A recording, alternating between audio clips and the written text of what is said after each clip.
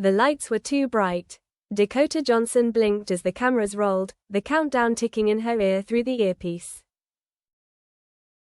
3, 2, welcome back, the host smiled. We're here with Dakota Johnson, actress, producer, and star of the new psychological drama Mirage.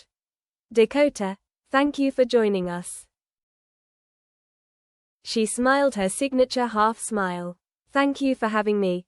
It was supposed to be another press junket. Polished, harmless, scripted. But the question came, slowly, softly, as if the host almost regretted asking it. There's been talk, online, in magazines, for years now, about you and Sam Heughan. You've never really addressed it. Was there ever something there? For a moment, the room held its breath. Dakota exhaled. The silence said everything. Then she leaned forward, her voice barely above a whisper. Yes, she said, there was. And it was real. It began in 2019. They met at a private table read for an independent film that never ended up getting made. The kind of project agents try to talk their clients out of: low budget, complicated script, no guarantees. Dakota arrived late, iced coffee in hand. Sam was already seated, reading his notes, glasses slipping down the bridge of his nose. She remembers thinking, God, he's actually reading the script. Not just flipping pages, not smiling for show. Reading. When she sat down beside him, he looked up and smiled, that gentle, Scottish smile the internet had obsessed over since Outlander made him a star. You're Dakota, he said, and you're late, she laughed. You're Sam, and you're judging me. He grinned, only a little. The chemistry was instant. Not the Hollywood kind, not flirtatious banter for paparazzi or talk show charm. This was quieter, warmer. They shared playlists during rehearsals, took late walks after rap, talked about books, not scripts. She told him about her insomnia.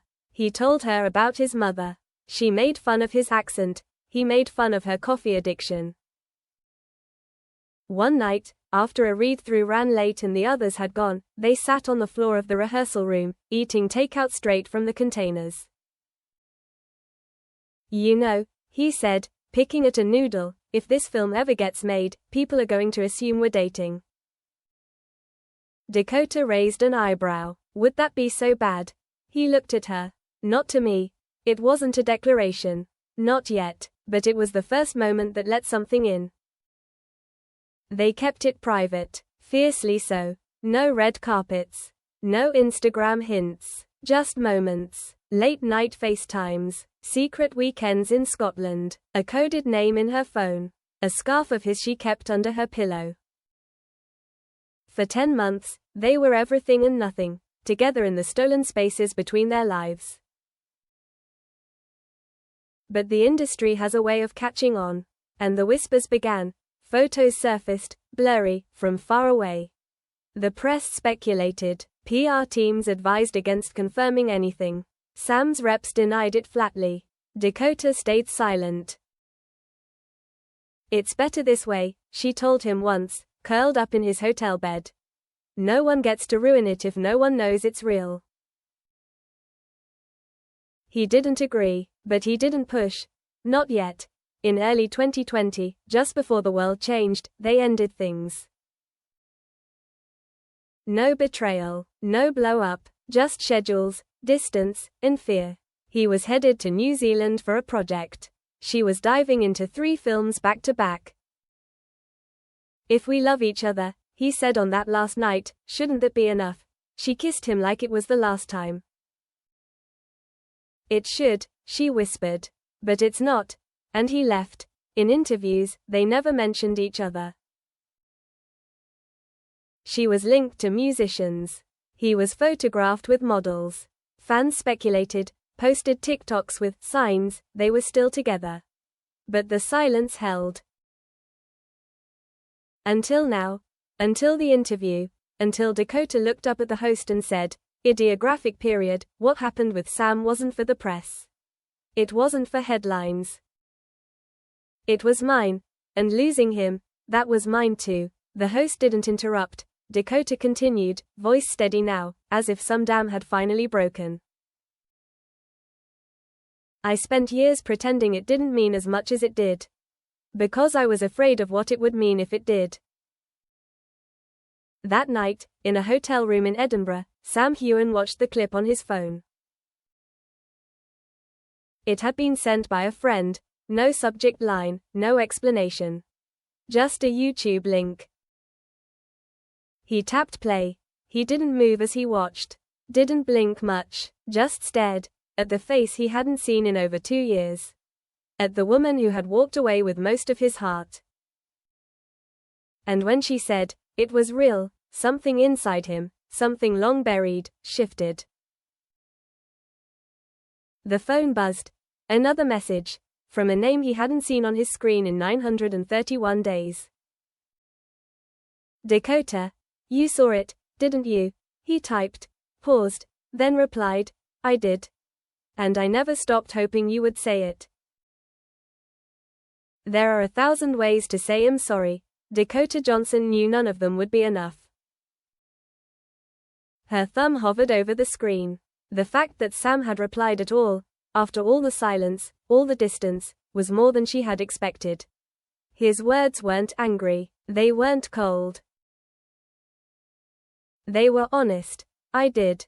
And I never stopped hoping you would say it, she typed. Would you ever want to see me again? The typing bubble appeared almost instantly. Where are you right now? 3 days later, she was standing in a bookstore in Notting Hill, of all places, running her fingers along the spines of books she'd never finish. The door opened behind her. She didn't turn around right away. She felt him before she saw him.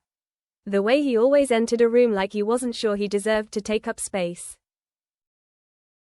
You still wear that coat, he said gently. She smiled at the shelf. You still recognize it. He stepped beside her. Their eyes met. 2 years. 2 lifetimes. No one said anything for a while. You really flew here? He asked. Only if you pretend I was already on the way, she replied. He chuckled. Still terrible at pretending.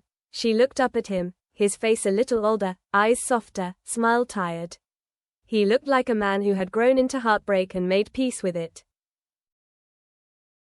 But she hadn't. I should have asked you to stay, she said. You shouldn't have had to, he replied. They found a corner table in a tiny cafe around the block, the kind with mismatched chairs and faded menus. A safe place for hard conversations. So what now? He asked, fingers wrapped around a cup that had gone cold. I don't know, she admitted. I'm not here for PR. Or closure. I'm here because I can't stop thinking about how we left it. He looked at her, quiet. Waiting. I left, she said. You didn't. You stayed ready. And I ran. I would have waited longer, he said softly. If I knew there was something to wait for. Tears pricked her eyes. There is silence again. But this time, it wasn't uncomfortable. It was sacred. Sacred and small and full of all the words they hadn't said for 931 days. That night, back in her London hotel room, Dakota found the old notebook she used to carry during the filming that never happened. Inside were scraps of scenes, half doodles, and a folded piece of paper she'd forgotten about. It was a note from Sam. She unfolded it carefully. The ink had faded slightly, but the words hadn't.